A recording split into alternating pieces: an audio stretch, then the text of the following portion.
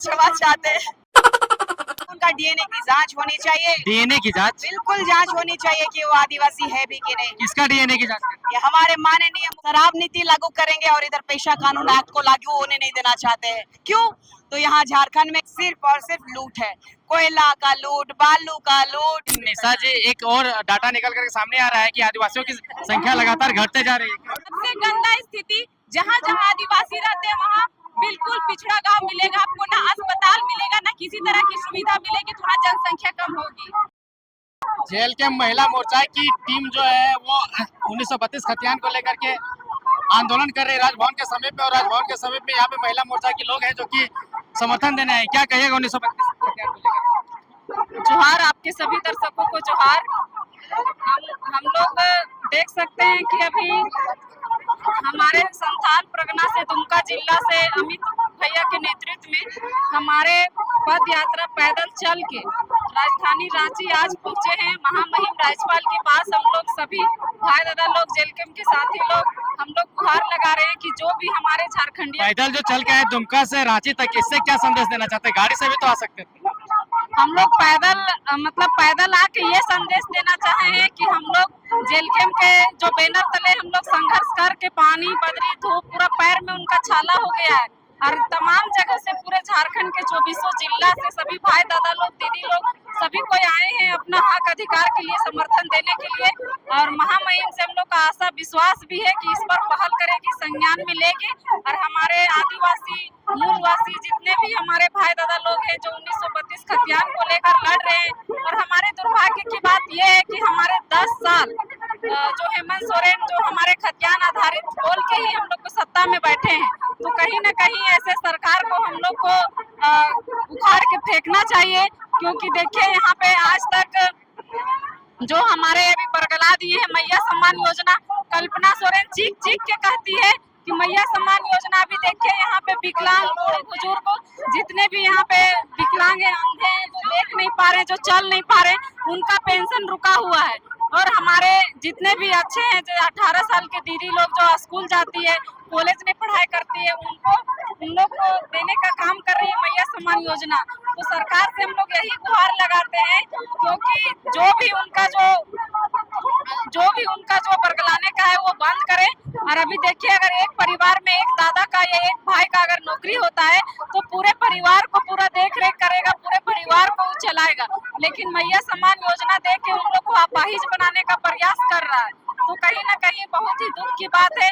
आप देख सकते हैं कि पूरे झारखंड में 88,000 हमारे पूर्वज ने बलिदान दिया, और हमारे बाहरी का एक बाल तक नहीं काटा, एक नाखून तक नहीं काटा, लेकिन उन लोग को हक अधिकार देने के लिए जो तंबू गाड़ के रोड में रह रहे हैं, वो हमारी निकम्मी सरकार उन लोग को जगह दे रही है रहने के लिए। और हमारे झारखंड के भाई दादा लोग चारों तरफ भटक रहे हैं अपने हक और अधिकार के लिए। यहाँ तक कि ये भी बोले कि 75% जितने भी नजदीकी क्षेत्र में जितने भी फैक्ट्रियां हैं, सभी भाई दादा को रोजगार मिलेगी, लेकिन जब देने के बारी आई तो सारा सरकार अपने पे ना लेके हमारे भाइयों को बोलते हैं मुर्गी पालो, सुअर पालो। तो ये कहाँ तक ये सही है? हमारी सरकार सिर्फ छलावा करती है और झूठ बोल के ये सत्ता में बैठी है। तो हम लोग जो सत्ता में बैठाने के काम किए हैं पूरा झारखंड वासी, हम लोग उसको उखाड़ के फेंकने का काम करेंगे, और 2029 में उनको खुला चेतावनी देने का काम करेंगे। जुमला से चल करके पैदल आप यहाँ पे आए हैं, और कई लोग दुमका से भी चल करके आए हैं।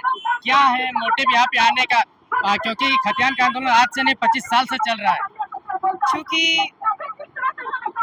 हमारे जेल कैंप में सभी क्रांतिकारी है, हमारे सुप्रीमो क्रांतिकारी है, तो हमारे सभी पदाधिकारी के साथ साथ हमारे कार्यकर्ता भी क्रांतिकारी। उसी में से क्रांतिकारी भाई अमित मंडल जी ने खतियान आधारित अपनी जो डिमांड है उसको लेकर के दुमका से 570 किलोमीटर से वो पैदल यात्रा कर अपने साथियों के साथ आज राजभवन के समक्ष आने का काम कर रहे हैं। क्योंकि जिस वर्तमान सरकार में जो हेमंत सरकार है, वो उन्होंने कहा था, पिछले मर्तबा ही उन्होंने कहा था कि इस बार तो हम 1932 का खतियान जरूर लागू कर देंगे, लेकिन लगातार वर्तमान सरकार, महागठबंधन की सरकार ने झूठ का सहारा लिया, जुमले का सहारा लिया। इसे कहते हैं दोगली सरकार।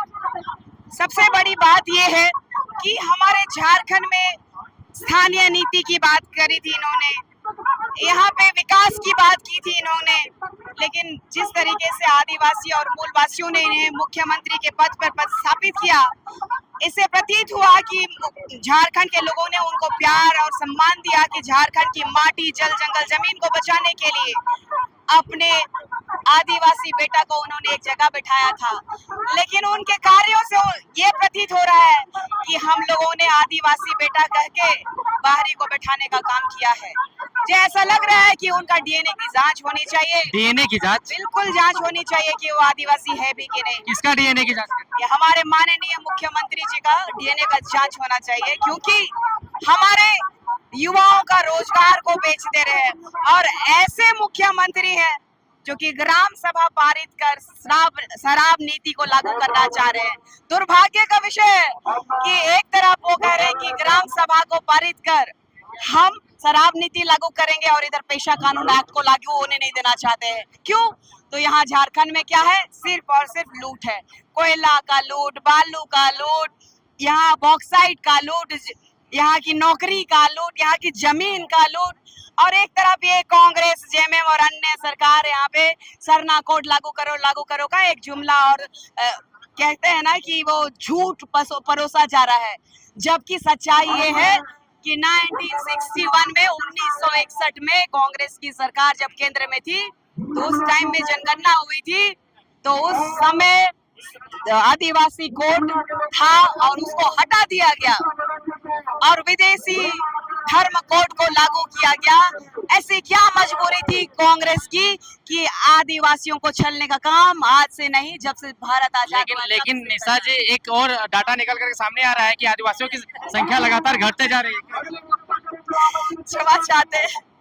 ये झारखंड राज्य झारखंडियों के लिए, लेकिन देखिए जगह जगह पे हर दिन हमें अपने अधिकार के लिए कभी सड़क जाम करना पड़ता है, कभी रोड जाम करना पड़ता है। उसके बाद अगर आप सड़क या रोड जाम किए, राजभवन जाम किए, फिर आप पे केस किया जाता है। तो ये जो लड़ाई है हमारी आने वाली पीढ़ी के लिए, उनका भविष्य अगर अभी हम सुरक्षित नहीं करते हैं तो एक दिन का 200 कमाने के लिए अपने ही राज्य में उनको तरसना पड़ता है। हम गर्व से कहते हैं कि ये आदिवासियों की सरकार है।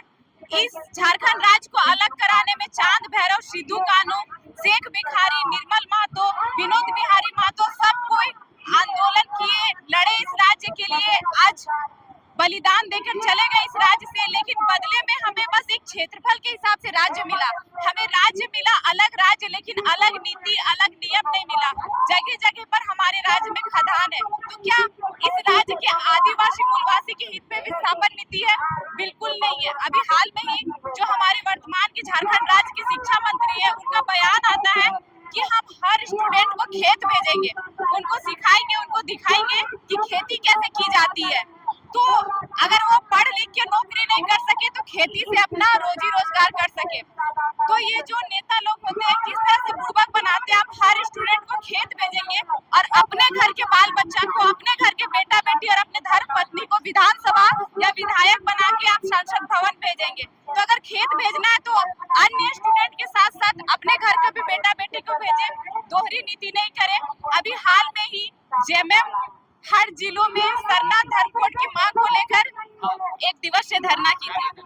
हाँ, तो ये बुड़बक किसको बना रही है? आपके पिताजी मुख्यमंत्री थे, आप मुख्यमंत्री हैं, तो अभी तक आप लोग उस मांग को पूरा नहीं कर पाए। ठीक है, आदिवासी की बात है, लेकिन ये बताइए ब्लॉक पे, थाना पे या जितने भी सरकारी कार्यरत जो भी है, कितने आदिवासी भाई बहन जॉब करते हैं?